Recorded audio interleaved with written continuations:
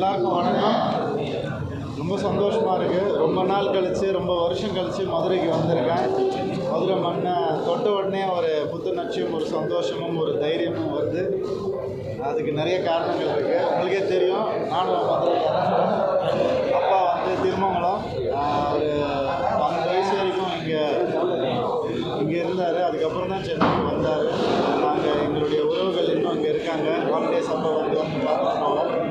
So இது வந்து ஒரு மலரும் நினைவுகள் மாதிரி தான் எனக்கு இருக்குது. ரொம்ப சந்தோஷம். எங்களுடைய பழைய ஃப்ரெண்ட்ஸ் எல்லாம் இங்கே வந்து பார்க்குறது ரொம்ப சந்தோஷம். அதை தாண்டி என்னோடய ஃபேன்ஸ் ரொம்ப அன்பாக கூப்பிட்டாங்க. எங்கள் கூட உட்காந்து பாருங்கள் நான் மதுரையில் அப்படின்னு ரொம்ப அழகாக வரவேற்றாங்க. ரொம்ப சந்தோஷமாக இருக்குது. இதெல்லாம் தாண்டி நம்மளுடைய படம் அது வந்து மதுரையில் ஃபேன்ஸோட பார்க்குற ஒரு சந்தோஷம் எனக்கு மேலோங்கி இருக்குது. தவசி அண்ணா இருக்காங்க. அவர் குழந்தையிலேருந்து என் கூடயே இருக்கார். நான் குழந்தையாக இருக்கும் போதுலேருந்து, சினிமாவில் குழந்தையாக இருக்கும் போதுலேருந்து இருக்கார். ரொம்ப சந்தோஷம். என்னுடைய ஃபேன்ஸும் அப்படி தான் எப்போவுமே என் கூடயே இருக்காங்க. அவங்களுடைய கட்டளையில் தான் நான் இங்கே வந்தேன். என்னை ரொம்ப சந்தோஷப்படுத்திட்டாங்க. நாங்கள் பர்டிகுலராக சினிப்பிரியாவில் வந்துட்டு நான் தான் சொல்லிட்டு இருந்தேன், தியேட்டரும் ரொம்ப அழகாக மெயின்டைன் பண்ணியிருக்கீங்க சார். சவுண்ட் சிஸ்டமும் ரொம்ப நல்லா இருக்குது. அதே மாதிரி விஷுவல் குவாலிட்டியும் எக்ஸ்ட்ராடனரியாக இருக்குது. ஸோ ஓவராலாக எனக்கு வந்து ஒரு அருமையான ஒரு எக்ஸ்பீரியன்ஸாக இருந்துச்சு. ஃபேன்ஸும் சரி, ஒரு விஷுவல் எக்ஸ்பீரியன்ஸும் சரி. முதல் தடவை டைரக்ட் பண்ணியிருக்காரு நம்ம ஆண்டனி பாக்யராஜ் அவர்கள். அவர் கூட உட்கார்ந்து அவர் ஒவ்வொரு சீனும் கை தட்டும் போது அவரே தான் நான் பார்த்துட்டு இருந்தேன். ஸோ இந்த கைத்தட்டல் அவர் லைஃப் லாங் இருக்கணும்னு நான் ஆசைப்பட்றேன். நிச்சயமாக இது வந்து அவருக்கு ஒரு முக்கியமான படமாக இருக்கும். மறக்க முடியாத ஒரு படமாக இருக்கும் அவருக்கு. அது எனக்கு தெரியும். ரொம்ப கடினமாக உழைச்சிருக்காரு அவர். எங்கள் கேமராமேன் செல்வா, டைரக்டர், எடிட்டர் எல்லாருமே அவ்வளோ கஷ்டப்பட்டு உழைச்சிருக்காங்க இந்த படத்துக்கு. அதுக்கு இப்படி ஒரு வரவேற்பு கிடைக்கும் போது உண்மையாகவே ரொம்ப சந்தோஷமாக இருக்குது. நான் கொஞ்ச நாளாக கொஞ்சம் ஆக்ஷன் படங்கள் பண்ணிட்டு வந்துட்டு இருந்தேன். இப்போது ஃபேமிலிக்காக ஒரு படம், சைரன் ஒரு படம் பண்ணும்போது எனக்கும் ரொம்ப திருப்தியாகவும் சாட்டிஸ்ஃபையிங்காகவும் இருக்குது. நிச்சயமாக இந்த படம் குழந்தைங்களுக்கு, லேடிஸ்க்கு எல்லாருக்குமே பிடிக்கும்னு நான் நம்புகிறேன். பார்த்தவங்க எல்லாம் எனக்கு ஃபோன் பண்ணி அதான் சொன்னாங்க. ரொம்ப கிரிப்பிங்காக இருக்குது, ரொம்ப நீட்டாக இருக்குது, மேக்கிங் நல்லா இருக்குது. இந்த மாதிரி பாசிட்டிவ் வேர்ட்ஸ் வரும்போது மனசுக்கு ரொம்ப சந்தோஷமாக இருக்குது. ஸோ இங்கே வந்ததுக்கு எனக்கு எல்லா வகையிலையும் சந்தோஷப்படுத்தினவங்க எல்லாருக்கும் ரொம்ப நன்றி. நீங்கள் கேட்ட அளவுக்கு திரையரங்குகள்லாம் கிடைக்குதுங்களா? திரையரங்குகள் கிடைப்பதில் இது பிரச்சனை இருக்கா? இல்லை சார், இது சோலோ ரிலீஸ் இருக்கிறதுனால பிரச்சனைகள் எதுவுமே கிடையாது சார். ரொம்ப நீட்டாக தான் ரிலீஸ் நடந்துருக்கு. வேர்ல்டு ஓவர் 1000+ ஸ்க்ரீன்ஸில் ரிலீஸ் ஆகிருக்கு. ஈவன் நார்த் இந்தியாவில் கூட வந்துட்டு ஒரு கிட்டத்தட்ட ஒரு 200 ஸ்க்ரீன் ரிலீஸ் ஆகிருக்கு. ஸோ அதனால் பிரச்சனை எதுவுமே இல்லை, எல்லாமே ஸ்மூத்தாக தான் இருக்குது. அந்த காலகட்டங்களில் மாதிரி ஒரு 50 நாட்களை தாண்டி ஒரு திரைப்படம் ஓடுவது ரொம்ப கடினமாக இருக்குது சார். 20 நாட்களில் ஒவ்வொரு திரைப்படம் என்ன கருத்துக்கள் நிறைந்த திரைப்படமாக இருந்தால் காண முடியும். அது ரசிகர்களுக்கு என்ன சொல்லுங்கள்? அதான் சார், அது நம்ம வந்துட்டு இப்போ கொஞ்சம் அதை சயின்டிஃபிக்காக பார்க்க வேண்டியதாக இருக்குது. ஒரு ரேஷியோ, ப்ரொபோர்ஷன், மேத்தமேட்டிக்கலாக பார்க்க வேண்டியது இருக்குது. முன்னாடி வந்து சிங்கிள் ஸ்க்ரீன் சேர்ந்துட்டு இருந்துச்சு. அதில் ஒரு நாளைக்கு 4 ஷோ ஓடும். அப்போ 100 நாள் ஓடினா தான் அந்த கணக்கு வந்து சரியாக வரும். ஸோ 10 நாளைக்கு 40 ஷோ அப்படி வரும். ஸோ 100 நாளைக்கு எவ்வளோ ஷோன்ற கணக்கு வந்து இன்றைக்கி மல்டி ஸ்க்ரீன்ஸ் இருக்கிறதுனால ஒரு இப்போ மாயாஜால் மாதிரி தேட்டர்லாம் வந்துட்டு ஒரு படம் 40 ஷோ போட முடியுது, ஒரே நாளில் வந்து போட முடியுது. ஸோ அந்த ரேஷியோ கரெக்டாக தான் இருக்குது, கலெக்ஷன் கரெக்டாக தான் இருக்குது. அதனால் யாருக்கும் லாஸ் வர்றதில்லை. எப்படியுமே நல்ல படத்தை வந்து தேட்டரில் பார்த்தோம்னு தான் நினைக்கிறாங்க. நிறைய ஸ்க்ரீன்ஸ் இப்போ இருக்கிறதுனால மல்டிப்ளெக்ஸஸில் அந்த ரேஷியோ தப்பாக போகலன்னு தான் எனக்கு தோணுது. நடிகர் சங்க கட்டடம் நடிகராக வந்து ஒரு மிகப்பெரிய எதிர்பார்ப்பு. உதயநிதி ஸ்டாலின் பேர் ஒரு கோடி கொடுத்தாரு. இனிமேலாக அந்த கட்டட பணிகள் ஒரே பெறப்படுமா? அது எப்படி இருக்கும்? நெருங்கிய நண்பர்கள் தான் குடும்பங்கள்லாம் இருக்காங்க. அந்த கட்டடம் வந்து கண்டிப்பாக கட்டப்படும் சார். அதுக்கான எல்லா முயற்சியும் இறங்கி செய்கிறாங்க. ஏன்னா என் நண்பர்கள் பண்ணிட்டு இருக்கிறதுனால எனக்கு அது தெரியுது. நிச்சயமாக அது நல்லபடியாக வந்துடும், கூடிய சீக்கிரம் வந்துடும். அது பெயர் வைக்கிறது உறுதியா? அது நம்ம கூடிய சீக்கிரம் அறிவிப்போம்.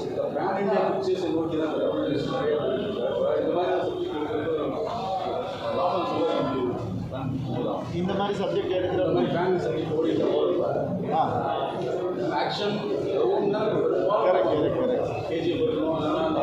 கரெக்ட். அதான் சார், நீங்கள் வந்துட்டு இதை நம்ம ஃபேமிலி அண்ட் த்ரில் சேர்ந்த ஒரு படம் சைரன். அது ரொம்ப ரேர் காம்பினேஷன். ஸோ ஏற்றுப்பாங்கன்ற ஒரு நம்பிக்கை எங்களுக்கு இருக்குது. மற்ற ஸ்டேட்ஸ்லேருந்தும் சரி ஃபோன்ஸ் வரும்போது அது ஒரு கிரிப்பிங்கான ஒரு படமாக தான் அதை பார்க்குறாங்க. அதில் ஒரு நல்ல ஃபேமிலி எமோஷன் கோராக இருக்குது. ஸோ அது நல்ல ப்ரெசன்டபுளாக இருக்கிறதுனால கண்டிப்பாக ஆல் ஓவர் இந்தியா இந்த படம் வந்து நல்ல நல்ல பேர். பொதுவாக அந்த நடிகர்களோட அரசியலுக்கு வரது எப்படி பார்த்தீங்க? விஜய் பொதுவாக நடிகர்கள் எல்லாருமே வராங்க. நீங்களும் வர மாதிரி இருக்கும் இருக்கா? நீங்கள் கட்சி நமக்கு அந்த எண்ணம் இல்லை சார். நான் வந்து அண்ணனுக்கு ஆதரவு கொடுப்பீங்களா? எங்கள் அண்ணனுக்கு ஆதரவு கொடுப்பீங்க? எங்கள் அண்ணன் அதாவது திரையுலக அண்ணனுக்கு ஆதரவு கொடுப்பீங்க? எப்படி இந்த கேள்வி கேட்டு நான் ஒன்று சொல்கிறேன்.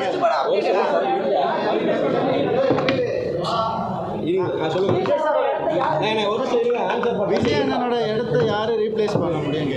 அவர் இடத்த யாருமே ரீப்ளேஸ் பண்ண அண்ணனுக்கு ஆதரவு கொடுப்பீங்களா? அது நம்ம ஆன்சர் பண்ணல. இல்லை, அவர் ரீப்ளேஸ் பண்ணுறீங்க. அண்ணனுக்கு நீங்கள் ஆதரவு கொடுப்பீங்களா அப்படின்ற ஒரு பாயிண்ட். என்னுடைய வட்டம் இவ்வளோ தான், சினிமா வட்டம் தான். அதுக்கான அண்ணன் கூப்பிட்டாருன்னா, அண்ணன் நாளைக்கு போய் கொடுத்தாருன்னா, அண்ணன் வீட்டுக்கு கூப்பிட்டாருன்னா போயிட்டு வரலாம்.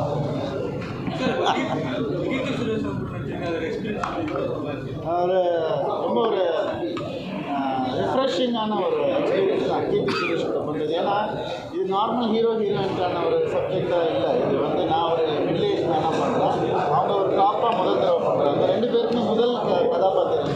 ஸோ அது ஒரு ரிஃப்ரெஷிங்காக இருந்துச்சு. அதை பற்றி பேசி அவங்க வந்து ஒரு ஹீரோ பார்க்குற மாதிரி பார்க்க மாட்டாங்க. அதை பார்க்கவே வந்து ஒரு குற்றவாளியை பார்க்குற ஒரு பார்வை தான் இருக்கும். அதுவும் ஒரு மிடில் ஏஜ் மேனை வந்து பார்க்கக்கூடிய ஒரு பார்வை.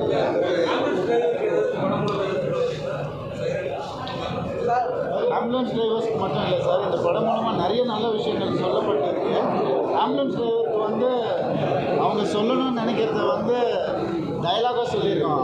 அந்த மாதிரி நானே வந்து யமனை துரத்தி போயிட்டுருக்கேன், என் பின்னாடி ஏன் துரத்தி வந்துட்டுருக்கீங்கன்றது தான். அந்த மாதிரி சில டைலாக் அவங்க சொல்லணும்னு நினைக்கிற டைலாக்ஸ் எல்லாம் ஆம்புலன்ஸ் டிரைவர் சொல்லணும்னு நினைக்கிற டைலாக்லாம் சொல்லியிருக்கோம். ஒரு டைரக்டர் அந்த படம் எந்த சொல்லுங்கள் பிடிச்சிருக்கு. அடுத்த படைப்பு ஜெய ரவியை வச்சு எல்லாருக்கும் வணக்கம். ஃபர்ஸ்ட் ஆஃப் ஆல் என்னோடய ஃபஸ்ட்டு படம், நான் ஃபஸ்ட் டைம் மதுரையில் படம் பார்க்குறேன். இதான் நான் முறையே இப்போ தான் மதுரைக்கு வந்து படம்னு ஒன்று பார்க்குறேன்.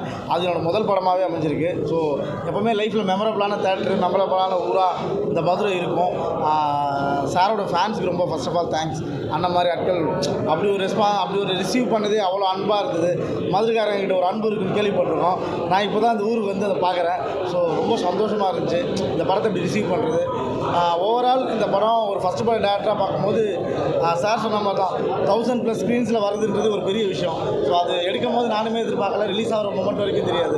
ஸோ இவ்வளோ பெரிய மேசிவான ஒரு ரிலீஸ் கிடச்சிருக்கு. ஸோ அதுக்கே ஃபஸ்ட்டு டேரக்டராக எனக்கு பெரிய பிளெஸிங் நான் ஃபீல் பண்ணுறேன். ஸோ ஓவரால் மக்கள் நாங்கள் எதிர்பார்த்த மாதிரி நல்லா ரிசீவ் பண்ணியிருக்காங்க. இது வரைக்கும் அந்த எல்லா கமெண்ட்ஸுமே நாங்கள் எதிர்பார்த்ததை விட ஒரு ஸ்டெப் அகேடாக போய் தான் அவங்க ஒரு பாயிண்ட்ஸையும் பார்த்து நோட் பண்ணி விஷ் பண்ணுறாங்க. ஸோ ரொம்ப சந்தோஷம்.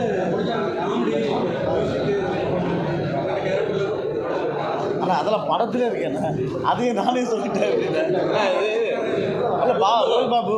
ஆனால் புதுமுக டேரக்டருக்கு வந்து வாய்ப்புகள் கொடுக்குறது உங்களுடைய பார்வையில் எப்படி இருக்குது? இப்போ நீங்கள் அண்ணன் காலத்தில் எல்லாம் பெரிய டேரக்டர் ஒர்க் பண்ணியிருப்பீங்க. இந்த மாதிரி யங்ஸ்டர்ஸுக்கு நீங்கள் வாய்ப்பு கொடுக்குறதுனால என்ன மாதிரி கதைகள் வருது? நீங்கள் நிறைய கதை கேட்டிருப்பீங்க. என்ன மாதிரி ஃப்ரெஷ்ஷான கதைகள் கேள்விப்படுறீங்க? எந்த அளவுக்கு மக்களுக்கு இம்பாக்ட் இருக்க மாதிரி என்ன மாதிரி வித்தியாசங்கள் இருக்காங்க? நிச்சயமாக இருக்குது. இப்போ வர அந்த நியூ ஜென்ரேஷன் ஆஃப் டைரக்டர்ஸ் வந்துட்டு வேறு ஒரு லேர்னிங் எடுத்துகிட்டு வராங்க. ஏன்னா இப்போ வந்து நம்ம வந்து ஒரு படத்தை வந்து கற்றுக்கணுன்னா அதுக்கு ஒரு அசிஸ்டன்ட் டைரக்டர் ஒர்க் பண்ணணும், எடிட்டிங் ரூமில் போய் ஒர்க் பண்ணணும், இவ்வளோ இருக்குது. ஒரு கிளாப் போர்டாக தனியாக ஒர்க் பண்ணணும், ஸ்கிரிப்டுக்கு தனியாக ஒர்க் பண்ணணும். பட் இப்போ வந்து வரவங்க வந்து ஒரு பேசிக்கான ஃபில்ம் நாலேஜ் இருந்து தான் வராங்க. ஏன்னா அவங்க வந்து என்ன நினைக்கிறாங்களோ அதை வந்துட்டு ஃபோன்லேயே நம்ம வந்து ஷூட் பண்ண முடியுது, ஃபோன்லேயே எடிட் பண்ண முடியுது, ஃபோன்லேயே கிரேட் பண்ண முடியுது, ஃபோன்லேயே வந்து ரிலீஸும் பண்ண முடியுது. ஏன்னா மீடியமில் ரிலீஸ் பண்ண முடியுது. ஸோ ஒரு மீடியம் வந்து ஈஸியாக கற்றுக்கக்கூடிய ஆப்பர்ச்சுனிட்டி வந்து நமக்கு கையிலேயே இருக்குது. ஸோ பல வருஷங்களுக்கான உழைப்பையோ எக்ஸ்பீரியன்ஸையோ வந்து நம்ம ஷார்டன் பண்ண முடியுது. ஸோ அது ஒரு நல்ல விஷயமாக தான் நான் பார்க்குறேன். அது வேறு மாதிரியான ஒரு எக்ஸ்பீரியன்ஸ், அதுக்கு நிகரே கிடையாது. பட் இது வேறு எக்ஸ்பீரியன்ஸ், இதுலேருந்து ஒன்று வருது இல்லையா, அது ரிஃப்ரெஷிங்காக இருக்குது. கோமாளி படத்தப்போ பிரதீப் ரங்கநாதன் வந்து ஒரு சின்ன சீன்ஸ் எடுத்து உங்களை இம்ப்ரெஸ் பண்ணான்ற மாதிரி நீங்களே நடந்துருக்கீங்க. ஸோ இவர் இம்ப்ரெஸ் பண்ணதுக்கான காரணங்கள் என்னவா? முதல்ல இவர் இம்ப்ரெஸ் பண்ணது வந்து இவர் விஸ்காம் லாயலால் விஸ்காம் படிச்சிருக்காரு. அதுலேயே இம்ப்ரெஸ் ஆகிட்டேன். ஏன்னா நானும் ஜூனியர் சார் நானும் லாயலால் விஸ்காம் பண்ணேன். ஏன்னா எனக்கு தெரியும் அந்த ட்ரில் எப்படி இருக்கும்னு எனக்கு தெரியும். அது உள்ளே போட்டு எப்படி வாட்டி வதக்கி எடுத்து வெளியே அனுப்புவாங்கன்னு எனக்கு நல்லாவே தெரியும். ஸோ அதை ஒரு எக்ஸ்பீரியன்ஸ் பண்ணியிருக்காருன்னு சொன்னோடனே பேசிக் ஆஃப் ஃபில்ம் என்னன்றது ஈஸியாக தெரியும். ப்ளஸ் ஒரு ரைட்டராக நிறைய நல்ல படங்களுக்கு வந்து ஒரு ரைட்டராக இருந்திருக்கிறதுனால அது வந்து ஒரு சினிமாவில் வந்து ஒரு ஆல்ரெடி ஒரு எக்ஸ்பீரியன்ஸ்டான ஒரு ஆள் மாதிரி தான் அவர்.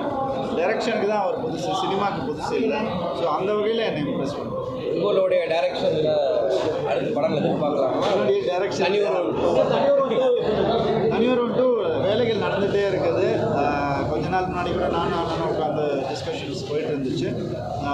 ஏஜிஎஸ் வந்துட்டு ரெடி ஆகிட்டு இருக்காங்க. அவங்க வந்து ஓகே சொன்னோன்னு ஆரம்பிச்சு.